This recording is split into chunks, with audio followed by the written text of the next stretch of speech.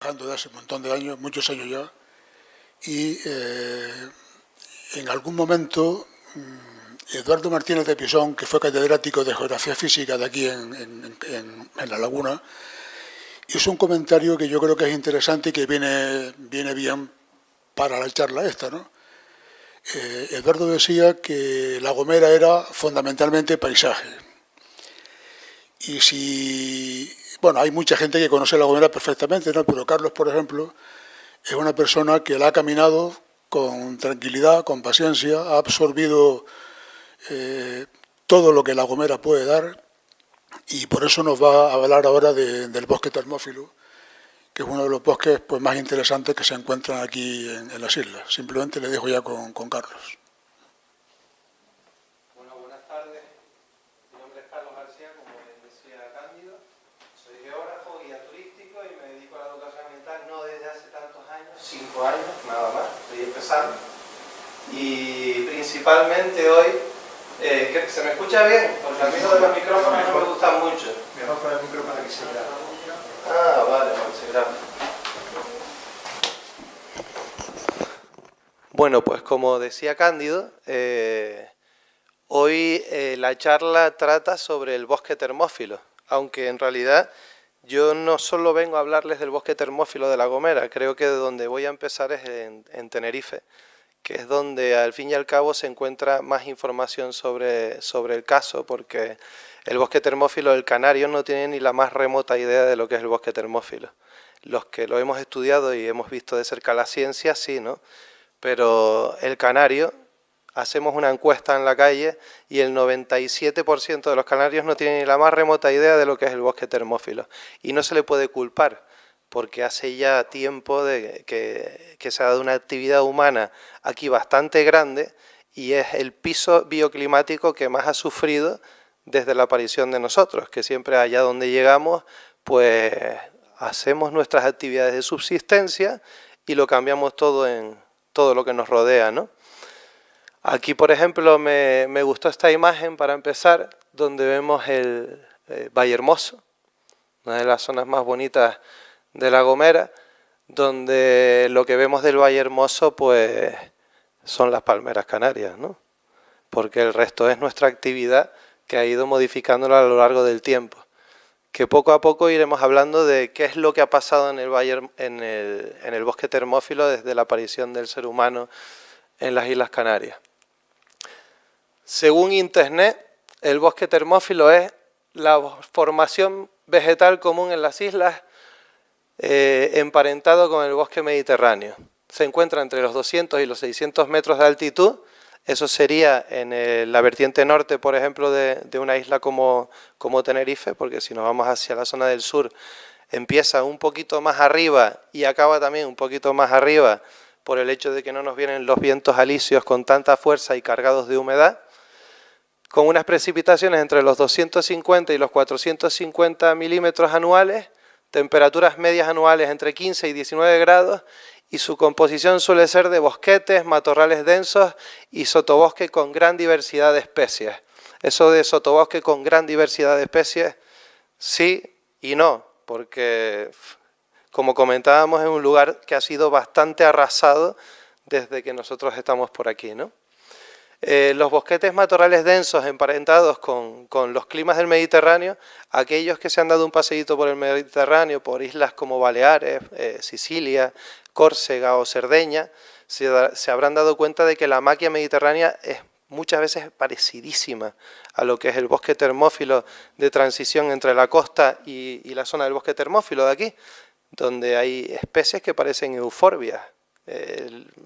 Las sabinas, también se encuentran tipos de sabinas que nos encontramos en la zona del Mediterráneo muy parecidas a la nuestra.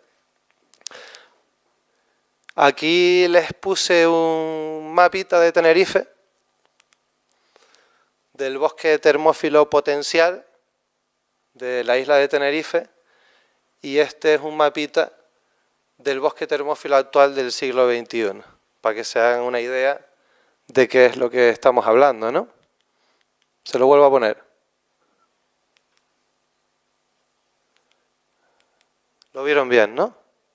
Pues ahí tenemos el bosque termófilo actual del siglo XXI, con esas manchitas chiquititas que vemos perdidas por ahí, que todos los que hemos caminado sabemos exactamente qué es, ¿no? Porque es lo único que nos queda. Y lo que ha habido después de otras actividades, se lo comento porque estuve trabajando como técnico medioambiental cuando se hizo el anillo insular desde Los Olivos hasta Santiago del Teide. Para que se hagan una idea, por aquí hasta Santiago del Teide, ¿no? Y ya el informe de impacto medioambiental conllevaba que cada vez que pasásemos por algún lugar donde encontrábamos una masa forestal protegida, teníamos que preservarla. Preservarla suponía que no iba a cambiar el trazado de la carretera, sino que trasplantábamos las especies que tenían que ver con lo que queríamos proteger. En el caso del bosque termófilo, el acebuche y el almácigo o el lentisco sí te soporta un trasplante, pero la sabina, el 80% de las sabinas mueren en un trasplante y habían sabinares impresionantes a la altura de Chío, pero sabinas centenarias, de los pocos sabinares que nos quedaban en la zona, que hace referencia a estas manchitas que vemos por aquí, que ya tampoco existen, para que lo sepan, que ahí tenemos esa parte de bosque termófilo actual del siglo XXI que tampoco existe. Se lo llevó la carretera del anillo insular. Hicimos un pequeño jardín de trasplantes que está casi llegando a Santiago del Teide, pero prácticamente murieron todas las sabinas, ¿no? Pero bueno, que otra parte de nuestra actividad.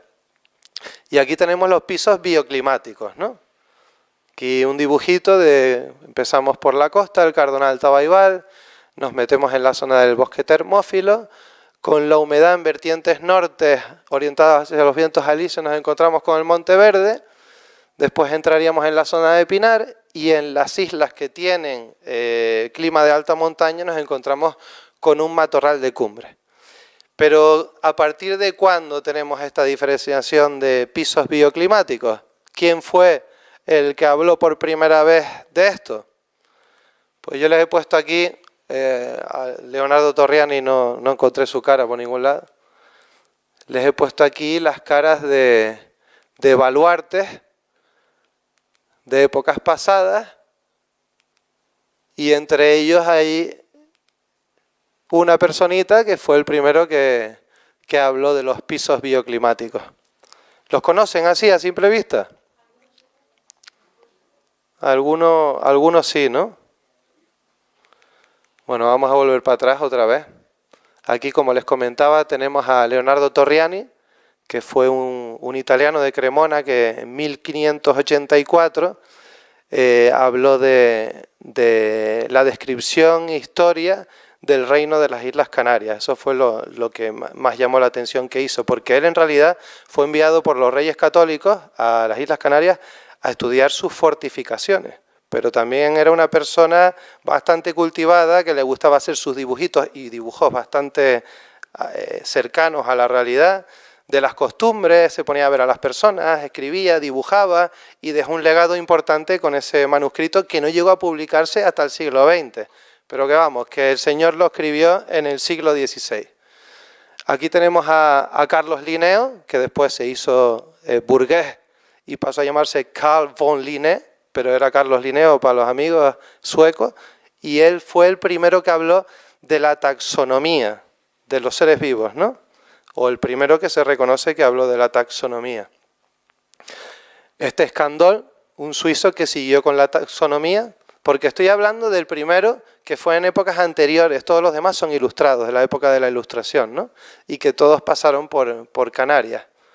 Aquí tenemos a Webb, a Thomas Becker Webb, que fue el señor que ayudó a Sabino Berthelot en la maravillosa historia natural de las Islas Canarias, ¿no? Por aquí tenemos a Karl Wolle, un ilustrador, viajero alemán que dejó muy buenas referencias de sus paseos por la isla de La Gomera y lo puse por aquí también. Y aquí tenemos al maravilloso José Viera y Clavijo, el único de Tenerife que he puesto aquí, un referente de la historia de las Islas Canarias. A él le debemos los relatos de la descripción general de las Islas Canarias, las noticias de la historia general de las Islas Canarias. Y este señor era de los realejos, era de la orden dominica, ¿no? Normalmente cuando hablan del momento en el que llegó la aristocracia, se repartieron la tierra, cuando acabó la guerra, se repartieron la tierra a los aristócratas y algún militar que también había ayudado en la guerra, y empezaron a hacer dinero, ¿no? Cuando empezaron a hacer dinero con fruto del cultivo de la viña y de la caña de azúcar principalmente, hicieron tanto dinero, o ya tenían un cierto patrimonio, que es el momento en el que empiezan a llegar las órdenes mendicantes, ¿no? Las órdenes mendicantes que viven de la limosna. Entonces, cuando la gente escucha la historia de las órdenes eclesiásticas, parece que solo ven cosas malas, ¿no? Pues gracias a las órdenes eclesiásticas teníamos a este señor, ¿no? En la orden dominica ahí de la ciudad de la Orotava. Hay quien dice que la riqueza de las ciudades se medía por las órdenes eclesiásticas que habían, ¿no? En La Laguna habían nada más y nada menos que 7, en la Orotava 5, en Garachico 4 y en Icó de los Vinos 3, que fueron los primeros sitios que se poblaron después de la conquista, aprovechando precisamente los terrenos fértiles, los manantiales de agua naturales que nos daban los vientos alisios. O sea, teníamos una vertiente norte bastante prolífica. En cambio, el sur de la isla de Tenerife no se llegó a poblar hasta el siglo XVII, XVIII. Habían poblamientos, pero no llegó a haber una gran afluencia como pasó en el norte desde poco después del inicio del siglo XVI, ¿no? Pues a este señor de la orden dominica de la Orotava, que es el único convento decente que queda en la Orotava, en pie, es al que le debemos eso. Y por aquí tenemos al señor Alexander von Humboldt, ¿no? Que solo estuvo 6 días en Tenerife, pero no veas lo que hablamos de él, ¿no? Vino con Bonpland, con su compañero de viaje, en su larga travesía en el Pizarro, hicieron una paradita aquí, donde dejó unos relatos bastante importantes que se ven en su historia, en su viaje hacia las regiones equinocciales, ¿no? Un relato maravilloso, porque este hombre tenía un don, que era el de poder escribir en muchos diferentes tipos de idiomas científicos, y que llegaba bastante bien a la población, ¿no? Es alguien al quien se pone a leer uno ahora y lo entiende todo al dedillo, no hace falta saber mucho de lo que te está hablando, ¿no? Entonces, de todos estos, ¿quién fue a quien le debemos esta descripción que tenemos aquí? Que fue la primera descripción de los pisos bioclimáticos de las Islas Canarias, en especial de Tenerife. Alexander von Humboldt, ¿no? Alexander von Humboldt fue el que habló de una región de gramíneas, región de las viñas, región de los laureles, región de los pinos y región de las retamas. Fíjense que ya en el siglo XVIII se habla de una región de gramíneas y una región de las viñas, o sea, la modificación total, la actividad humana que no hacía ni que hablase de otro tipo de cosas que no fuesen gramíneas pegadas a la costa, principalmente por las cañas de azúcar, el millo, la cebada, los escobones. La región de las viñas eran todo campos de viñedo, donde ya prácticamente parecía que no quedaba otra cosa que no fuese modificación humana o viña. Y ya a partir de un poquito más arriba, si encontrabas algo asociado a lo que conocemos que encontramos cuando nos adentramos en la naturaleza, ¿no? Pues no. Alexander von Humboldt fue el que habló de esto, pero lo tomó prestado de Bruchonnet, que de este no hablan tanto, ¿no? Que fue cónsul de Tenerife y que a él también le debemos el nombre de la salvia bruchonnetti, la salvia orejaburro para los más autóctonos, ¿no? Pues vino de este señor que fue el primero que habló de los pisos bioclimáticos en la isla de Tenerife y que después Humboldt lo pidió prestado, porque esto sale, la Fundación Orotava hizo una introducción a la historia natural escrita por Webb y por Berthelot, y señalan esto, hace poco salió, señalan esto, que Bruchonet había pedido prestado a Humboldt lo de los pisos bioclimáticos en la isla de Tenerife.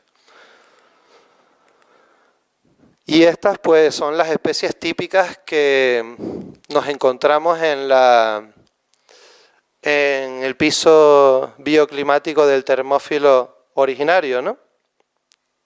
Son estas las especies típicas de nuestro piso termófilo, ¿no? Pues la gente de Tenerife lo piensa, y los niños también lo piensan, y no solo los niños, los adultos también lo piensan. Normalmente hablo de estas cosas con adultos, y los adultos piensan que esto es de aquí, que esto también es de aquí. Esto es la Opuntia ficus, ¿no? Venida de la zona de los desiertos de México, al igual que la agave americana, la pitera, también viene de México. Esta es la caña, también viene de las zonas africanas, aunque no veas lo bien que se da aquí, ¿no? Como tantas otras. Aquí tenemos el tabaco moro, también vino de África.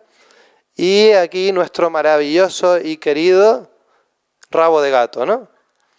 Que cada una de estas especies tiene 10.000 semillas y es de las plantas invasoras con las que realmente nos tenemos que tomar en serio y que nos está invadiendo, ¿no? Como bien dice el catálogo de plantas invasoras, pues esta es la number one, porque a mínimo que venga una brisita se desperdigan por todas partes las 10.000 semillas que tiene solo un individuo de estas, ¿no?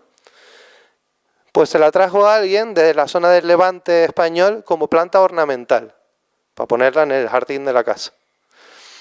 Esto, pues como todos sabemos, hubo un momento importante en el siglo XIX que empezamos a elaborar el cultivo de la cochinilla en las Islas Canarias, ¿no? Que cambió la economía de muchas familias, porque gracias a esto hicieron mucho dinero y dejaron por fin los cultivos de millo y de cebada, que no veas la de horas de trabajo que llevaba. Al final la recolecta de la cochinilla cuesta, porque para conseguir 1 kilo de cochinilla cuesta. Hace poco me dijeron que en Weimar pagaban a 16 euros el kilo. Y todos dicen, ah, sí, 16 euros, consigue 1 kilo de cochinilla para que veas lo que cuesta, ¿no? Pues era por la cochinilla, por los tintes de las órdenes eclesiásticas y de los burgueses, ¿no? El color púrpura de siempre que les gustó a las clases nobles y dirigentes. Esta, en cambio, la trajimos para agarrar los suelos, para evitar las escorrentías, agarrar los suelos, delimitar áreas, para jalonar el territorio, ¿no? Sí, también. Al final se le han dado un montón de usos dependiendo de la zona, ¿no? Es igual que cuando uno va de un pueblo a otro y le cuentan una cosa totalmente diferente al uso que le daban en el otro, ¿no? Como antes no habían farmacias ni supermercados, cualquiera podía sacar de repente un uso a una planta, ¿no? El tabaco moro, que ese sí que llegó porque llegó, es una planta nitrófila y a poco que tenga el suelo un poquito de nitrógeno, crece con una facilidad espasmosa, ¿no? Y llega a adquirir una talla bastante importante. Pues sí, pues estas son plantas que ya forman parte de nuestro bosque termófilo, pero que no son plantas del bosque termófilo originario, ¿no? Los famosos de nuestro bosque termófilo, pues son la Dracaena draco y la Phoenix canariensis. Hablando ahora de Linneo, antes hablamos de Linneo, pues de la clasificación taxonómica binomial que sacó el señor Linneo, que por eso conocemos a la Phoenix canariensis. La primera es el género, para que no esté en el mundillo. La segunda es la descripción canariensis, porque es de la zona de Canarias, endémica de las Islas Canarias, aunque hoy en día es más fácil ver una palmera canaria en China o en Florida que aquí.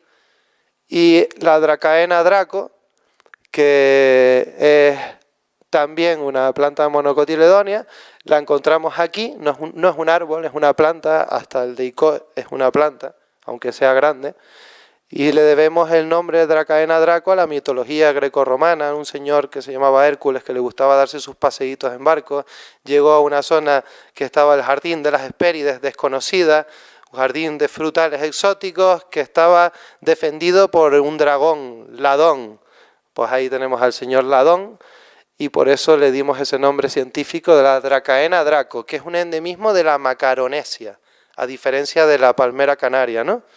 La Macaronesia, para quien no sepa, Azores, Madeira, Islas Salvajes, Canarias y Cabo Verde. Aunque ya solo la vemos en algunas islas de Cabo Verde porque también las terminaron bastante y en Canarias pues hay más individuos, pero no existen los dragonales famosos que nos encontramos, por ejemplo, en la zona del Alto Atlas o en Etiopía o en la isla de Socotra, en el Índico, que sí que hay unos bosques inmensos, pero que eso ya es otra subespecie diferente de Dracaena, ¿no? Y luego los menos conocidos. Aquí está el señor acebuche, el almácigo y la sabina. La sabina es conocida porque ha cogido esta forma en la zona de Sabinosa del Hierro, pero aquí muchos canarios no tienen ni remota idea de que también tenemos sabinas, y es normal. Una madera tan buena para la construcción la exterminamos por completo, casi por completo. Y los pequeños bosquetes de sabinas que tenemos hoy en día es gracias a que el ser humano los tenía lejos, a poquito alcance, ¿no? Para poder manipularlos, menos mal, ¿no? El acebuche que cuando se lo pones delante a un niño te dice que le recuerda a un olivo, ¿no? Pues el acebuche del Mediterráneo fue el que el ser humano hace un montón de tiempo domesticó y convirtió en un olivo, porque el olivo es una creación humana que proviene de su abuelito del Mediterráneo, el abuelito que es un acebuche de la zona del Mediterráneo, transformada y modificada hacia un olivo, que es lo que nosotros hoy en día le damos un montón de producción.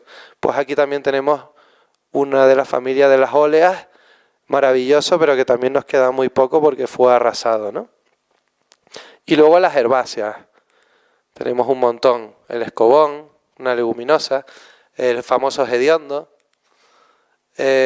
Aquí tenemos un granadillo, el guaidil, la malvarrisco o la tabaiba amarga, que muchos dirán que la tabaiba amarga es de costa. La tabaiba amarga puede llegar a estar en la parte más arriba del bosque termófilo, pegado ya casi al Monte Verde, porque tiene una capacidad de adaptación, a pesar de ser una euforbia, que llega bastante en altitud, sobre todo en la zona sur de Tenerife, que como todos saben es fácil encontrar unas zonas desérticas y secas hacia las partes más altas, ¿no? Y más ahora, en esta época en la que ahora hablaremos de por qué no hay tanta agua en nuestros barrancos y en nuestro territorio, ¿no? Pues esto es un pequeño acercamiento que he hecho de lo que nos podíamos y nos podemos encontrar en aquellos lugares menos afectados del bosque termófilo canario. Y aquí tenemos la razón del hecho de que el bosque termófilo sea el gran desconocido de nuestro territorio, ¿no? Esta fotito la tomé prestada de un libro de un profesor mío, de Fernando Sabaté, con el que la verdad disfrutaba mucho en sus clases y bueno, pues digo, le hago el pequeño homenaje aquí a Fernando y le pongo su fotito, ¿no? Aquí tenemos todos los aprovechamientos que las personitas hemos hecho allá donde hemos llegado para poder subsistir, ¿no? Que justamente cuadra en la zona de costa y del bosque termófilo canario. Ya desde épocas de los aborígenes llevamos a cabo un intenso pastoreo. Todavía no hay una teoría clara de cómo llegaron estos señores aquí, pero se dice que fueron los romanos o fue otra civilización, los dejaron en las Islas Canarias. Se dice que para la recolecta de la horchilla, que era otro líquen importante de la época donde se sacaba un tinte púrpura, también volvemos a hablar del tinte púrpura, que era bastante codiciado en las clases nobles y en las órdenes eclesiásticas, y que esa pueda ser la teoría más cercana de por qué acabaron estos señores aquí, que ya desde el momento que llegaron tenían sus cabras, ¿no? Las cabras, como bien sabemos, yo he visto cabras comer cemento, ¿no? Las cabras tú las pones en un sitio y se lo comen todo, arrasan con todo. O sea que ya en los 2000 años anteriores a que nosotros, los europeos, tomásemos la tierra, ya había habido un intenso pastoreo en estas tierras. Y también los cultivos de cebada, que la cebada esa después la cogieron los europeos y siguieron cultivándola. Se han hecho estudios genéticos que demuestran que es muy parecida a la cebada que utilizábamos, que se sigue utilizando, pero que utilizamos más hasta que hacíamos caso al sector primario hasta hace bien poco, mitad del siglo XX, ¿no? Y que una vez cultivado, pues las metían dentro de las cuevas que utilizaban como cuevas comunales para toda la comunidad, que muchas eran naturales y otras eran escarbadas en la piedra, ¿no? Ahí ya empezó la actividad humana seria sobre el terreno. Y después ya, como todos sabemos, hubo una trifulca y empezaron a darse las maravillosas roturaciones del suelo. De las primeras cosas que llegaron fue la viña, que hizo mucho daño, pero qué bueno está el vino, ¿no? Después los cultivos de la caña de azúcar, que fue después llevada a Sudamérica, menos mal, porque esto se llevó una cantidad de agua exagerada. Y aquí tenemos ya imágenes de lo que fue en territorio sudamericano, hecho de la misma manera, ¿no? Los cultivos de cebada y después ya llegarían los cultivos de papa, donde se seguiría roturando el terreno cada vez más, ¿no? Después fueron las introducciones de la castaña y del almendro como bosque de sustitución del fayal brezal, que también tomaba parte del bosque termófilo. Hoy en día las castañas y las almendras, que no se la toquen al canario, ¿no? Una castañita, estamos en la época de las castañas, pero la castaña fue otra especie introducida, traída de fuera, por mucho que hoy en día la sintamos muy nuestra, ¿no? Escuchas a mucha gente que te dice, estás tomando el Halloween ese americano, qué bueno están unas castañitas con vino, ¿no? Pero bueno, al final las castañas forman parte de nuestra gastronomía, pero también la trajimos de fuera y no era de aquí, ¿no? Pues aquí tenemos el bosque de sustitución que ocupa extensiones brutales en algunos municipios, como es el caso de La Matanza, Santa Úrsula, La Victoria, Los Realejos, la zona del Asomadero, quien haya estado por ahí, porque es una buena pechada hasta arriba, es todo un castañero inmenso que se cargó el Monteverde que teníamos ahí, ¿no? Y no era por la castaña por la que se introdujo, era por la madera. La madera y por lo buenas que son sus fibras para la construcción de muchas cosas. Y estos son usos ya más cercanos. Aquí tenemos muchísimos campos de golf en la isla de Tenerife. Una actividad turística inmensa y plantaciones de plátanos. La musa Cavendish, que aunque el canario se sienta muy orgulloso de su plátano, fue traída del sudeste asiático. La musa Cavendish aquí se da muy bien, pero se da muy bien gracias a las canalizaciones de agua que se hicieron desde los afluentes de nuestras montañas, acabando con las cuencas hidrográficas completas de barrancos, donde ya no corre nada el agua. A mí, cuando hablas con las personas mayores y te dicen, no, es que antes llovía un montón. Antes llovía un montón porque los barrancos corrían.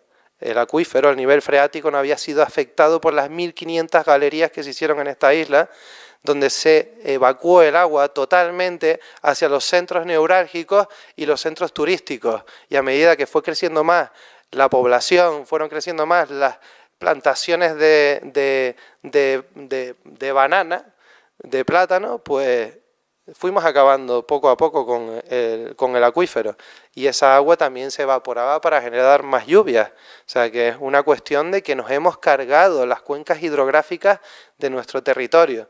De las 1500 galerías que tenemos, solo 400 y pico dan agua en la actualidad y ni tan siquiera parecido al caudal que podía tener, por ejemplo, la Galería de Vergara, la más famosa que tenemos en la isla, en el municipio de Los Realejos, ¿no? No tiene nada que ver y es gracias a la actividad tan bestial que le hemos dado a nuestro territorio. Les traigo unos cuantos ejemplos aquí de barbaridades que hemos hecho, ¿no? Esta es la zona de Chijera, en Vallehermoso, en La Gomera, donde se quitó el Monteverde y el termófilo para plantar el ciprés de Monterrey, que nosotros llamamos el pino radiata o insigne, porque como tienes un adulto en 10 años para vendérselo a otras islas, ¿no? Y aquí teníamos una zona de bosque que no se aprovechó un lugar que estaba deforestado, se deforestó para plantar el pino.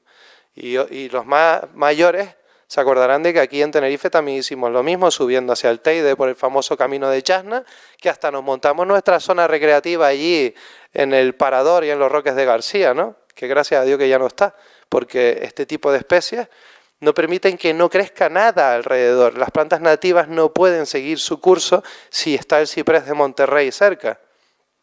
Hay algunas que sí, ¿no? Como el eucalipto, que se ha demostrado que no tiene un efecto tan desecante como se decía que tenía. Lo tiene, pero no es tan bestia. Pero aún así estás transformando el terreno. Aquí tenemos también la zona de Chijena en Vallehermoso. Hoy en día es bonito, pero eso es una deforestación como la copa de un pino, ¿no? Esto es Hermigua, en La Gomera, donde los platanerales forman parte de la visión que tenemos de ese pueblo, pero que en realidad el bosque termófilo está totalmente arrasado.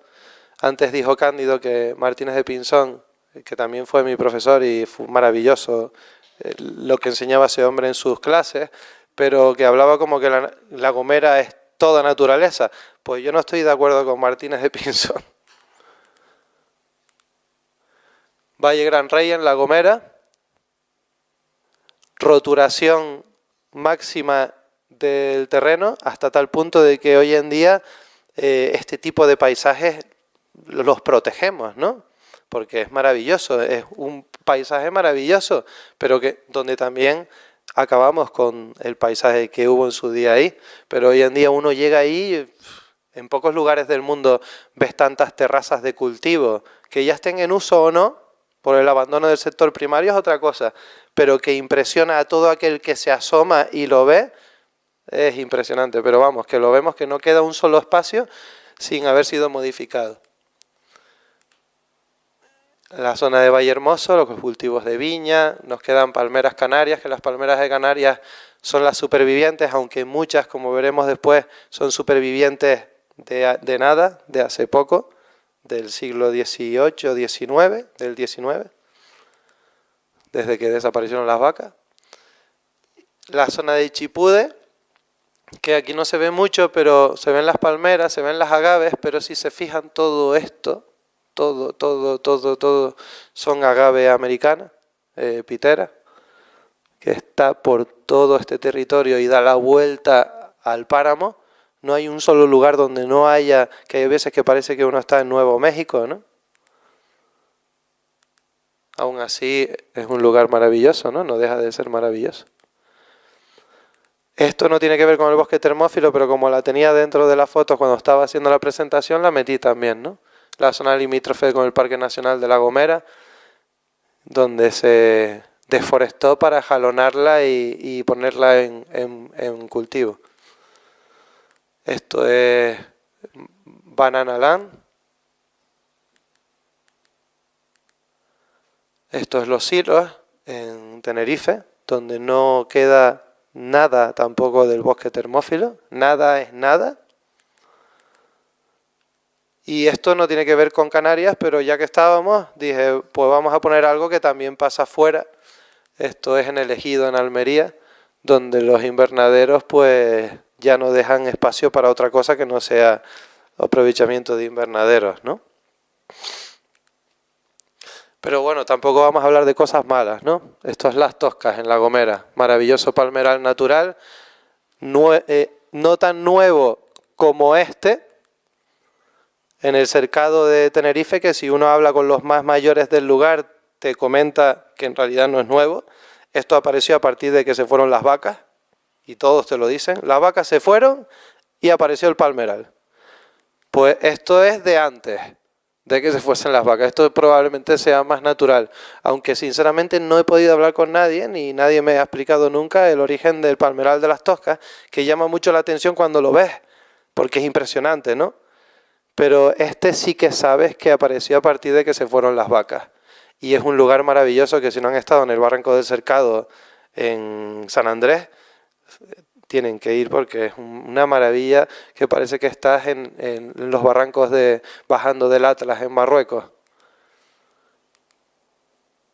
Este es el Valle de Aría, el Valle de las Mil Palmeras en Lanzarote, conocido popularmente, que parece mentira que después de todas las veces que se incendió ese palmeral, ya fuese por agricultores, ganaderos, piratas, etcétera, tengamos un palmeral tan vistoso y abundante en la actualidad y tan bien mimetizado con el pueblo, ¿no?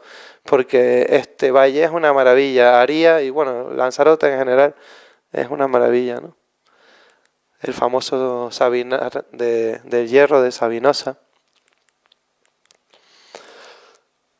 Nuestro maravilloso Sabinar joven de Afur, que uno ve fotos, la foto aérea que les enseñé al principio del bosque termófilo, tenía una de cómo ha ido creciendo en los últimos años, solo que no la encontré, no sé dónde la tengo, pero es increíble cómo se ha vuelto a dar, como hay posibilidad de que vuelva a pasar, ¿no?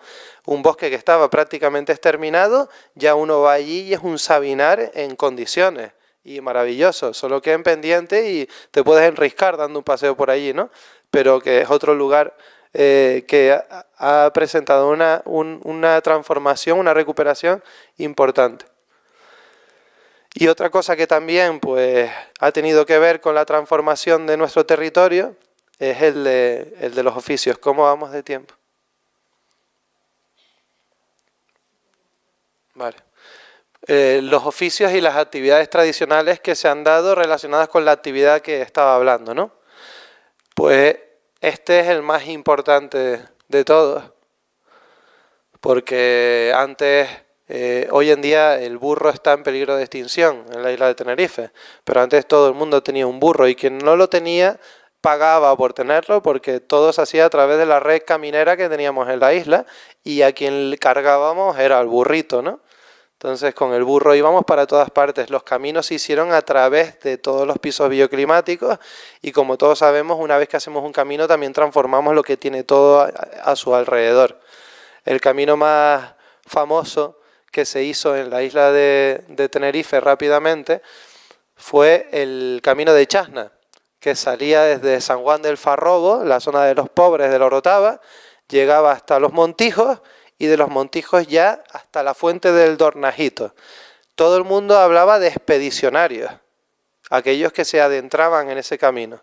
Llegaban hasta la fuente del Dornajito y de la fuente del Dornajito ya entrabas en la zona de Monteverde, en la región de los helechos, como lo llamaban, y de la región de los helechos llegabas hasta el Pino de la Carabela, que era la señal que tenían como que estaban llegando al Portillo.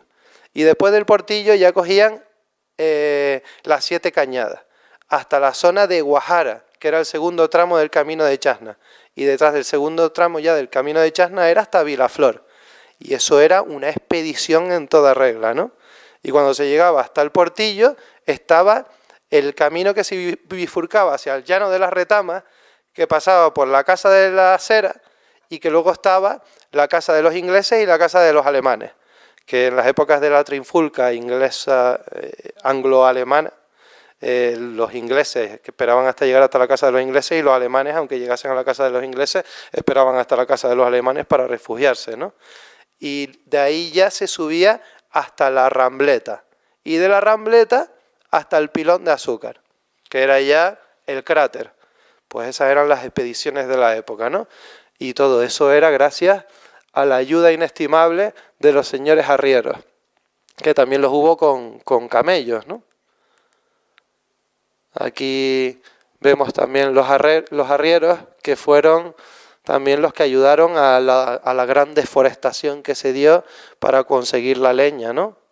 Y a su vez para hacer el carboneo, que ya hay muchas ordenanzas, los acuerdos de cabildo, las ordenanzas, si uno se pone a leerlas, de los escribanos reales mandados por los reyes católicos a Canarias y que no tienen desperdicio, hay muchas ordenanzas que obligaban a no carbonear y a no buscar la leña por ti mismo. O sea, llegó un momento que era tan exagerada la deforestación que lo prohibieron y aún así la gente seguía haciéndolo. Si hoy en día es difícil de controlar la gente, imagínense en el siglo XVII, XVIII y XIX, ¿no? Entonces era una actividad muy, muy, muy potente que no se podía controlar porque todo el mundo quería carbón vegetal. También, bueno, pues como soy guía, pues también quería poner esto de las expediciones de viajeros con Pepe el Moño, que era el más conocido en las épocas de finales del siglo XIX, principios del XX, que por 6 duros creo que te llevaba hasta el pico. Le pagaba 6 duros a Pepe el Moño y con su arriero te llevaba hasta lo alto del Teide. Es de las primeras nociones de guía turístico oficial, entre comillas, que teníamos, ¿no? De Pepe el Moño. Aquí tenemos al señor José Betancourt, más conocido por los amigos como Pepe el Moño. Aquí vemos al viajero llevado por los arrieros en su paseo por el Parque Nacional. El intenso pastoreo, que hoy en día esto es el pastoreo ovino que se da en las zonas altas de Gran Canaria, del que hablan de un pastoreo sostenible. A mí sinceramente me gustaría que me explicasen lo del pastoreo sostenible, ¿no? Por lo que hablábamos antes, son animales que arrasan allá por donde pasan, pero que se comenta que ayudan en el momento de hacer cortafuegos para evitar los fuegos del verano, y que la transhumancia que se hace tiene que ver con las transhumancias del pasado para intentar evitar no afectar mucho determinadas zonas. Ahí es donde basan la sostenibilidad. Pero bueno, está claro que el pastoreo siempre va a hacer daño, ¿no? Y que fue totalmente necesario en nuestra economía de subsistencia del pasado. La caza. Aquí tenemos el momento en el que el señor Raimundo y todos los asociados hicieron uno de los peores momentos que le ha pasado al Parque Nacional del Teide, y que hablando el otro día con Conchi del Parque Nacional de Garajonay, me comentó que hay muflones en La Gomera sueltos. Ya no solo en Tenerife, sino también hay muflones en La Gomera, y está la Rui en el Parque Nacional de la Caldera de Taburiente. Estos animales afectan tanto a la vegetación autóctona como las cabras o más. Al principio se hablaba de que, bueno, al principio no, cuando se introdujo fue en los años 70, por el hecho de poder tener casa mayor en la isla, en Tenerife, como reclamo para el turismo. También era verdad que al señor Caudillo le gustaba la casa mayor y pasaba mucho tiempo aquí y quería cazar el muflón. Pues estos muflones se trajeron de la zona del Llenargentu, de Cerdeña y de Córcega, pero no los trajeron de allí, los tenían en Cuenca. Eran 5 hembras y 4 machos y los trajeron al Parque Nacional, que aquí vemos la suelta del primero. En los años 90 se censaron más de 1000. Y hoy en día se dicen, según la fuente con quien hables, 90, 100, y hay otra gente más cercana del Parque Nacional que me comenta que hay más de 400. Y esta es una batalla continua que todavía existe, que es cazadores contra conservacionistas. Porque este animal acaba con todo, ¿no? Al igual que este pequeño ser gracioso y que a todos nos gusta cuando lo vemos, ¿no? Pero esto es la mayor plaga que le ha pasado a la isla de Tenerife en la historia, ¿no? También se introdujo por el hecho de la cinegética, para poder cazar conejos. Y bueno, puse aquí al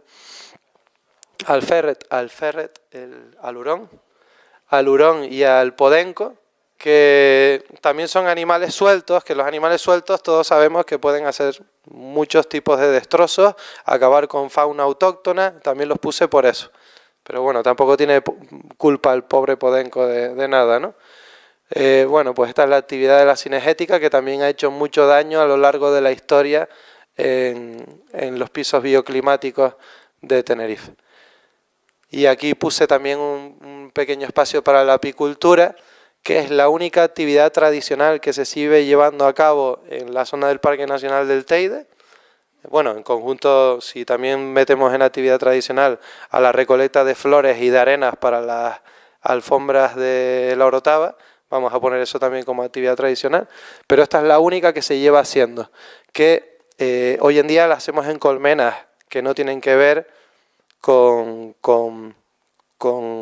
nuestros pisos bioclimáticos, pero en el pasado arrasamos con muchos dragos para vaciarlos y hacer las colmenas a partir de los dragos.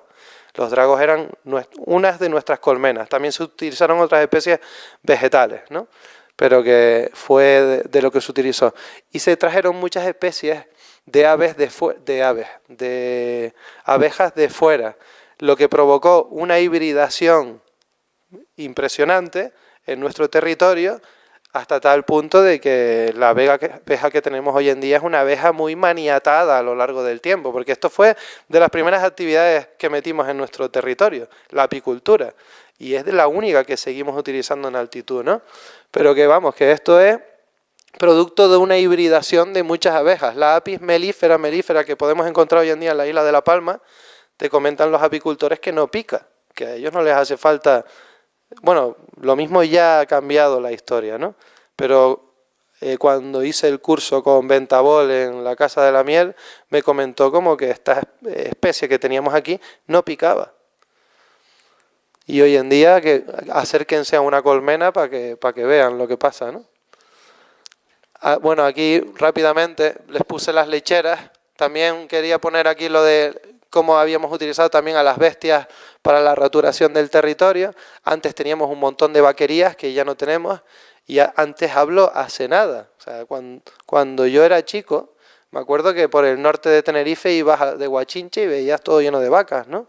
Igual que la zona de Jardina en la laguna, estaba lleno de vaquerías.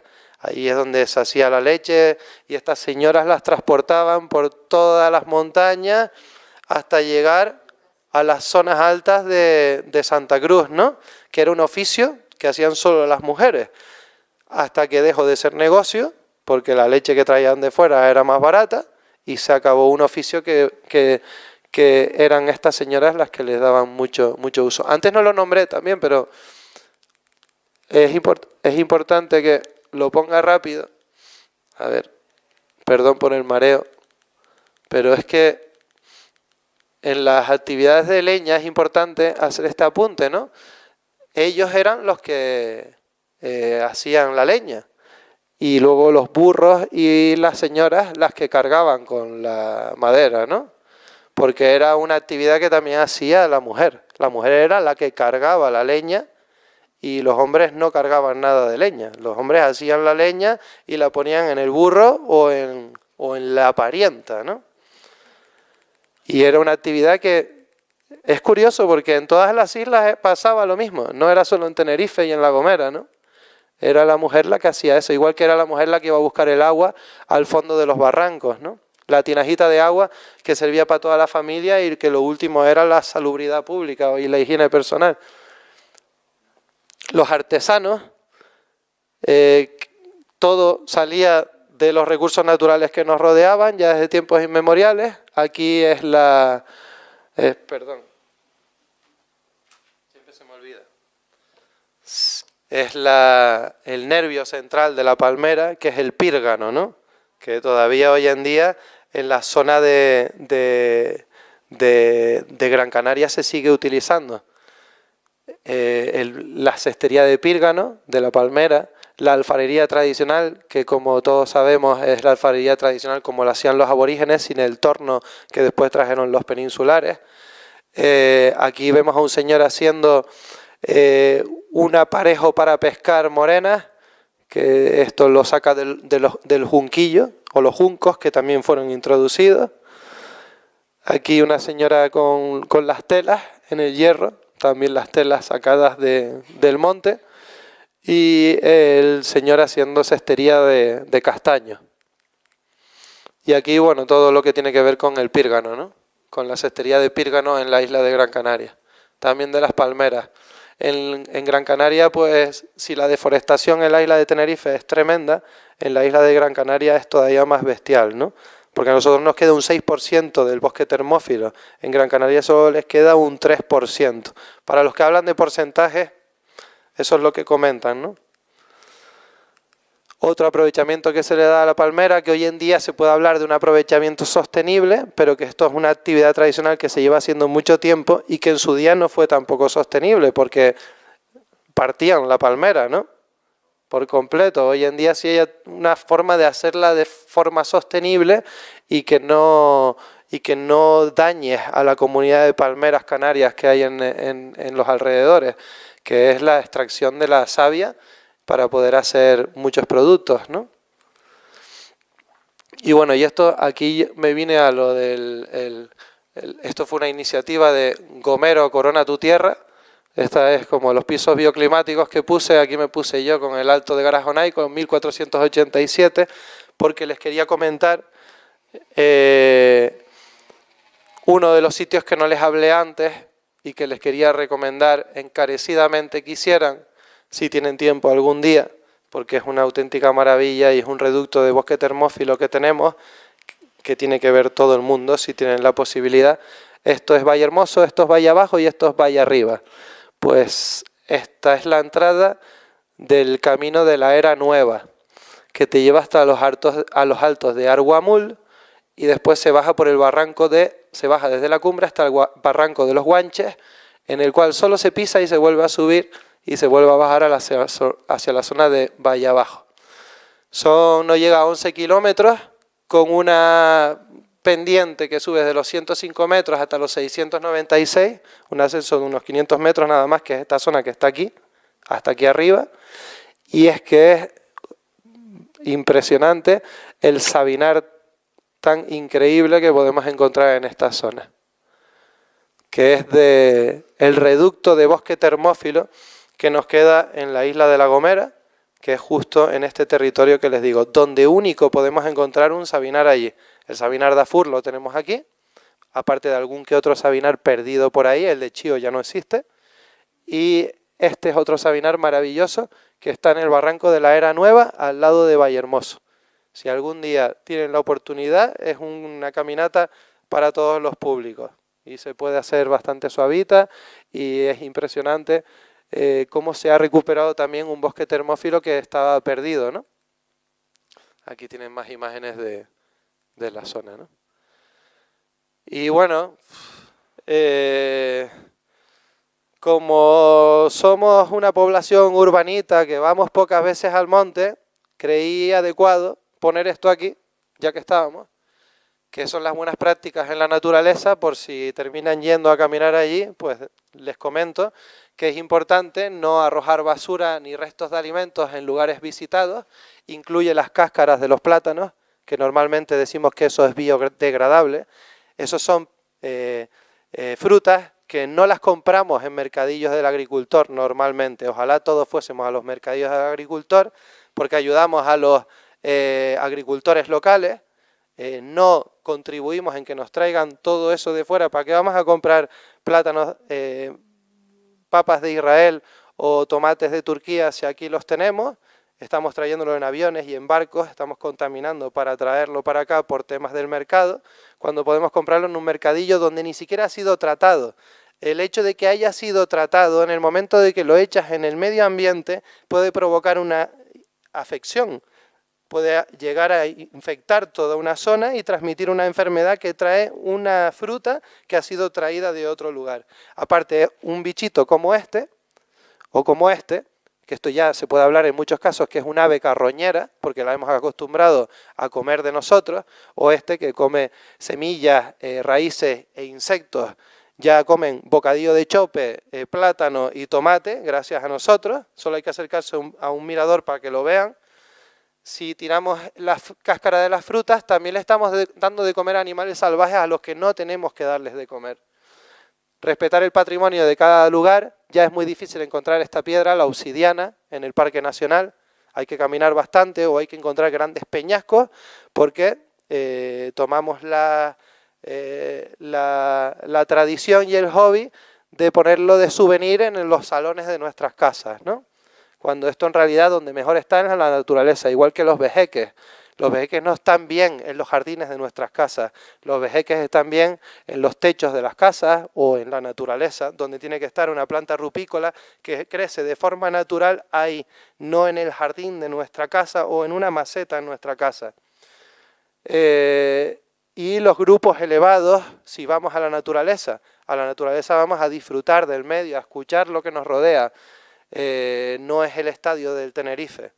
Entonces es conveniente siempre ir en grupitos y si nos cruzamos con otra gente, pues respetarlos e ir de forma tranquila, ¿no? Era simplemente eso, ya que estábamos hablando de una caminata, pues quería hablar también de las buenas actividades la actividad del medio ambiente, bueno, lo que dijo Cándido antes, en realidad no llevo mucho tiempo, llevo solo 5 años, pero bueno, he puesto en marcha algunos proyectos de educación ambiental que creo que son totalmente necesarios para la población que nos rodea, que está tan alejada, a pesar de vivir en un territorio pequeño del medio que nos rodea, hasta tal punto de que no conocemos lo que es el bosque termófilo ni nada prácticamente de lo que nos rodea, ¿no?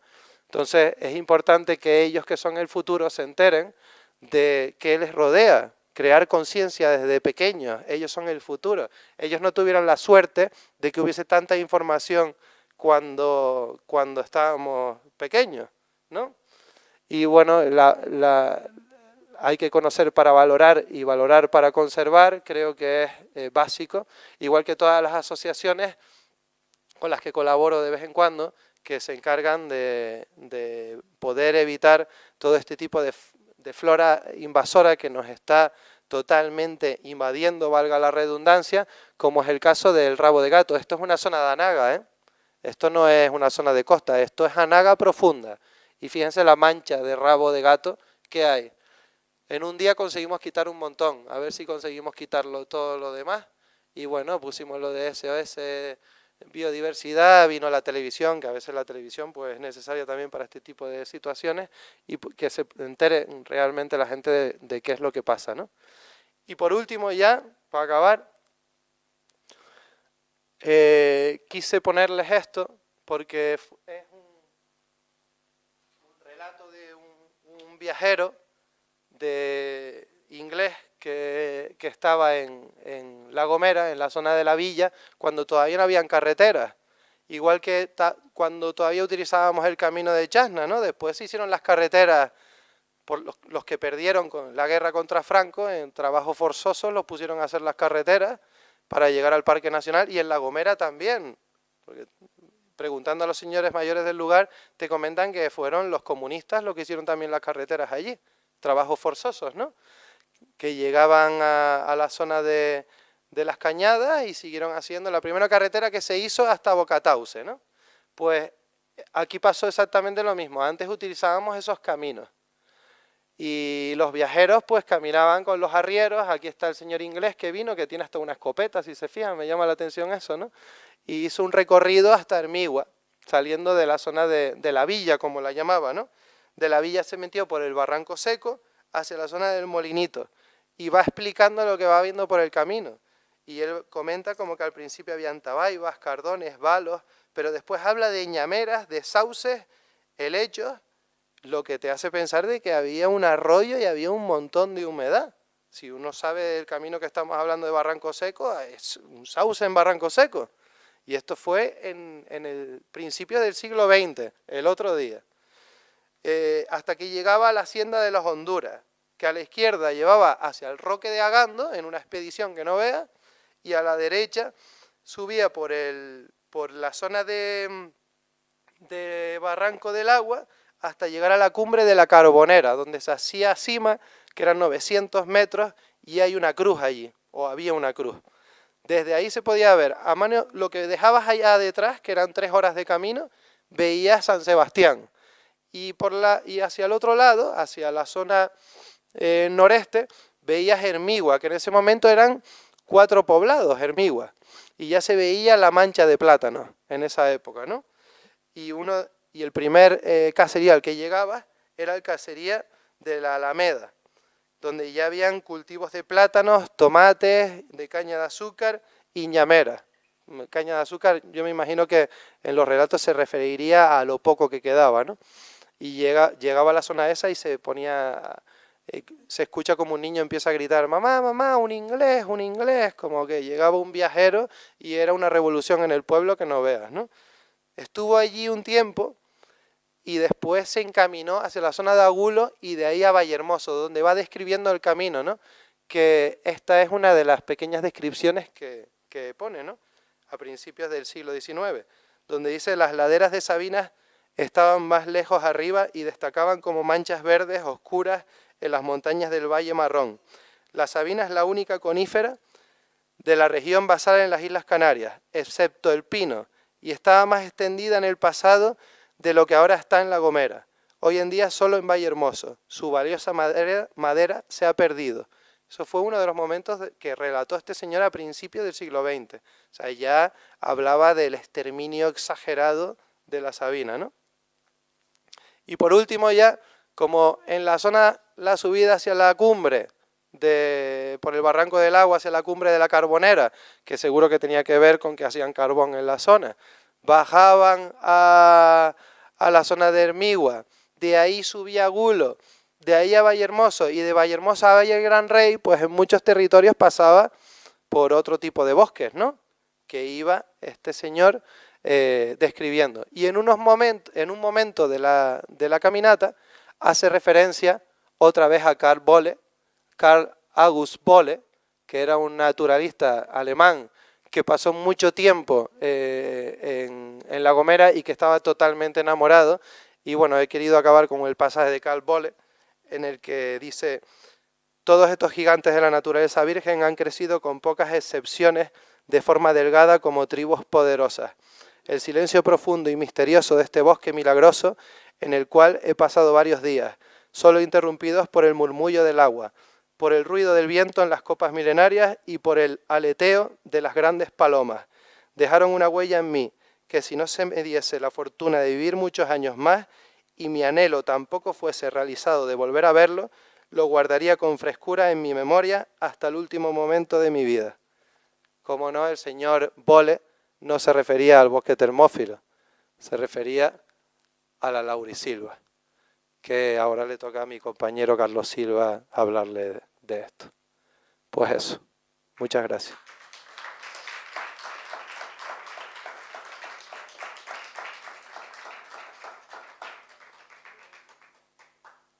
Bueno, pues se acabó. ¿Alguna pregunta?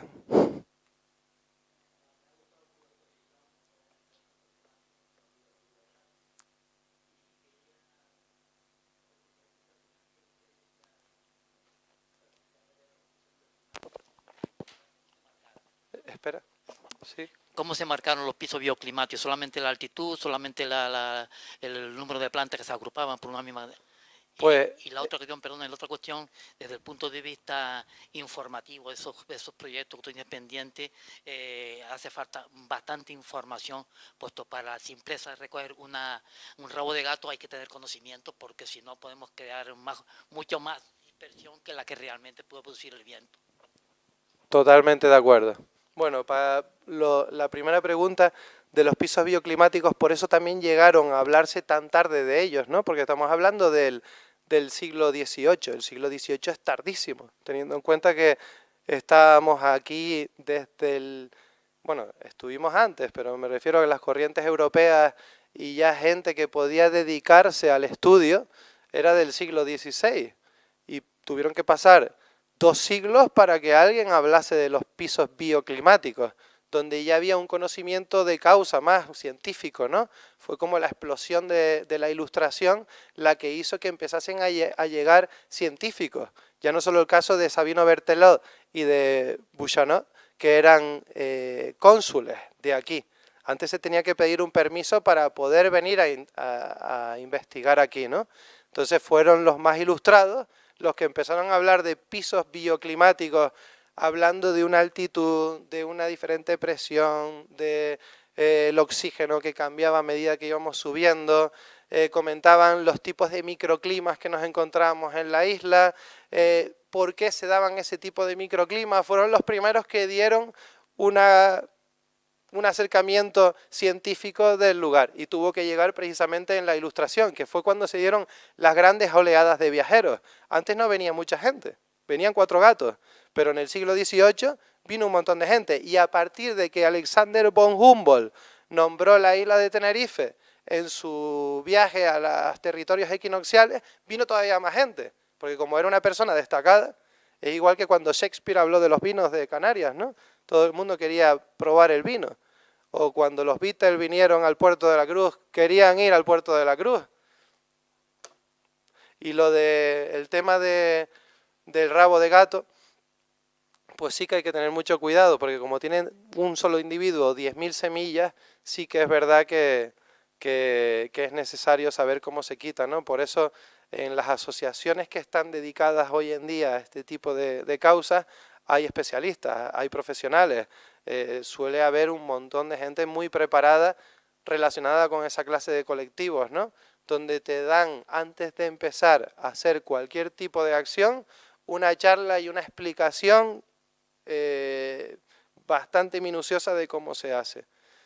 Es verdad que las actividades que se hacen por parte del gobierno o de cualquier municipio, hay veces que sí que ponen a personitas que no tienen culpa, ¿no? En proyectos de trabajo de estos de 3, 6 meses, que los ponen a hacer limpieza sin tener ni la más remota idea de lo que están haciendo. Y lo que están haciendo precisamente es esparcir este tipo de semillas de plantas invasoras tan importantes como el caso del rabo de gato, ¿no? Pues sí, sí que es verdad. Sí, Carlos.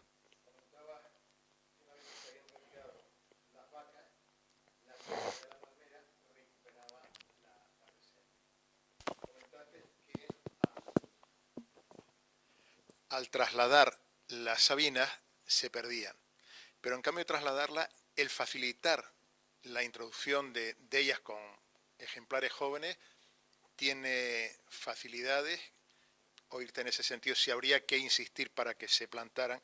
Y un dato referente a los muflones. En el 71 se trajeron y en el 76, hace 40 años que el Pleno del Patronato acordaba erradicar los muflones. Han pasado 40 años de ese acuerdo, exigencias de tratados internacionales y seguimos haciendo, déjame que ponga suspensivos y cada uno ponga las palabras que quiera, ¿no? Pero el tema de las sabinas y facilitarlos, sí quisiera oír tu opinión. El que lo de facilitar que... Sí, el de plantar a partir de semillas.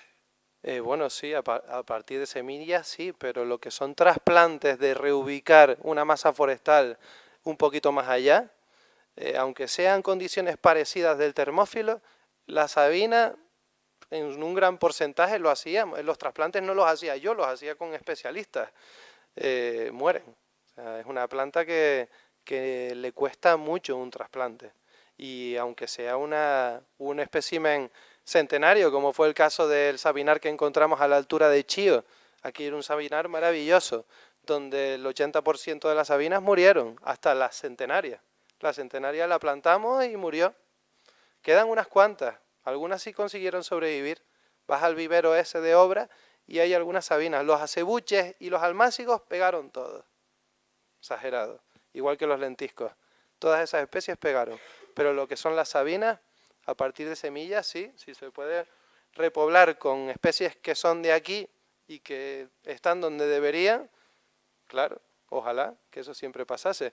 Y lo de los muflones es porque hay más de 10.000 licencias de cazadores que no quieren. Está claro, ¿no? El caso del bosque que acabas de nombrar, del sabinar que hubo que trasplantar porque estaba afectado por la carretera. Sí. ¿No se pudo modificar un poco? La traza por un bosque de matos, como dicen los ingenieros. Sí, claro. Pero... Matos y pajaritos a los pájaros. Sí, es que pero no van... no fueron, pero ellos no eran los que decidían. Estaba el cabildo detrás y estaban Hubo un momento que se modificó el trazado, que fue porque encontramos un yacimiento arqueológico importante. Y otro del momento que se modificó el trazado fue porque encontramos la Barlia metlexiana, que es un tipo de orquídea endémica a la altura de Santiago del Teide. Ese fue el único momento donde el trazado cambió. Y eso fue sorprendente, vamos. Que cambiasen el trazado por una especie endémica de orquídea, que ellos fue, vamos, voladores tiramos, pero lo hicieron. ¿Y por qué se modificó? Porque era una especie endémica exclusiva de ese punto. Igual se podía Acababan de descubrir una especie nueva. Ah, claro. Si hubiese más dinero para investigación, descubriríamos más especies. Pero se dio el caso de que había un tipo de orquídea ahí que hizo que cambiase el trazado.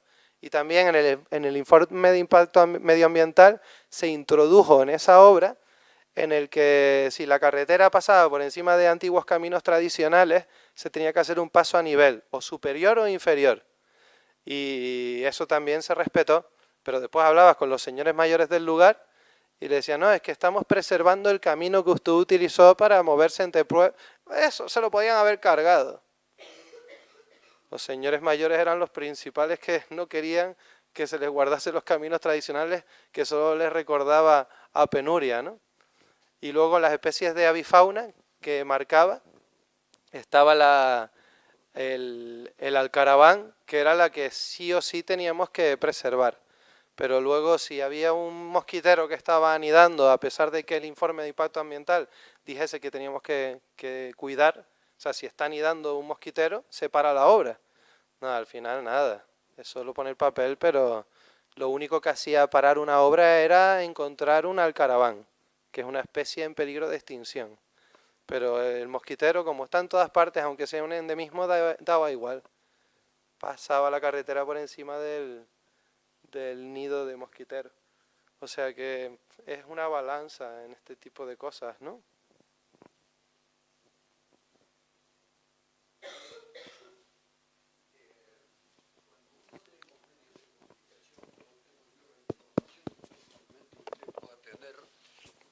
Gracias. Que han llegado, por ejemplo, hace, creo que el pasado año o el anterior, que habían llegado 16 millones de turistas aquí a las islas. ¿Cómo es posible que nos hayan llevado las autoridades que hemos tenido a ese desborde de crear una industria que va arrasando todo? Hay una exposición que está ahí en la esquina esta de la Plaza del Adelantado, enfrente a la iglesia, sobre casas antiguas que hay de lo que fue la arquitectura de aquí, Canaria y demás y tal, preciosísima, que emanan poesía, igual que emana poesía los bancales. Soy de La Palma, donde tenemos también bastantes bancales, ¿ya? Y es tan precioso todo eso, y pensar que todo eso está abandonado, que todo eso, por ejemplo, mañana o pasado viene una pala, hace una urbanización ahí para hacer chalés y eso. ¿Dónde vamos? ¿Cómo es posible que se haya creado una industria toda a base de destruir las cosas bonitas que tenemos? Yo hace más o menos un año atrás o algo así, había ido con mis nietos al Hierro, y en el avión, cuando se pasa por arriba de La Gomera, es que tenéis los bancales hasta encima de las montañas, ¿ya? Que debe de haber trabajado aquella pobre gente hasta por gusto, porque claro, esos trabajos se hacían para los caciques nada más, ¿no? Y pensar que todo eso, pues ahora se va destrozando sobre pretextos del turismo, de poner urbanizaciones, de hacer bares, de todas esas cosas. ¿Dónde Ya, vamos? pero bueno, caballero, en realidad es la comodidad de las personitas, ¿no? Cuando te presentan el sector de los servicios, que es tener un horario donde no cobras mal y no tienes que estar 24 horas metido en la tierra trabajando como un petudo, ¿no? Es normal que se dé un abandono del sector primario de las zonas rurales y se empiecen a dar el crecimiento urbanístico de las zonas turísticas. Solo que si en esa época hubiese habido un turismo cultural o un turismo que apreciase los monumentos naturales y los espacios naturales protegidos, etcétera, seguro que no habríamos perdido muchas de las otras cosas que hemos dejado atrás o que hemos deteriorado totalmente, porque hoy en día serían un auténtico reclamo, y no solo aquí, sino en todas partes del mundo, que se ha dado la extinción de especies animales y vegetales que hoy en día serían parte del reclamo turístico de la isla. Y es verdad lo que dice, que ¿por qué van a hacer eso? Imagínense que meten palas en la zona de Garafía con lo maravillosa que es y que acaben con eso. Menos mal que no lo hicieron y hoy podemos ir a disfrutar de Garafía, ¿no? Pero bueno, que eso es así, comodidad. No cabe la duda. Y lo de los muros que hablaba, que se me olvidó ponerlo y era claramente un buen homenaje a los maestros pedreros que hicieron los muretes, donde yo tuve la suerte de conocer a unos cuantos de ellos antes de que apareciesen la maquinaria, y todos tenían una joroba en la espalda, ¿no? De todo lo que tenían que cargar para levantar esos muros. No habían los medios whisky, no habían el gol de La Roja y de los otros y tal, y claro, toda esa pobre gente estaba trabajando. Pero por ejemplo, ¿por qué no se han creado cooperativas donde se trabaje en la tierra, pero que se viva con dignidad? Porque Ya, bueno. no puede ser, por ejemplo, como ocurría, yo soy de La Palma, ya vuelvo a repetir, y cuando, por ejemplo, los hijos de los caciques se iban a estudiar a Madrid, a Barcelona, a París, mientras nosotros estábamos escarbándole la tierra, eso jode un poco, ¿no? Sí. ¿Ya? Sí. Muchas gracias, caballero. ¿Alguien más quiere? Bueno, cortamos esto porque Venga, a vamos para allá. continuación hay una charla y al final se alarga esto demasiado. Entonces vamos a cortar ya el diálogo.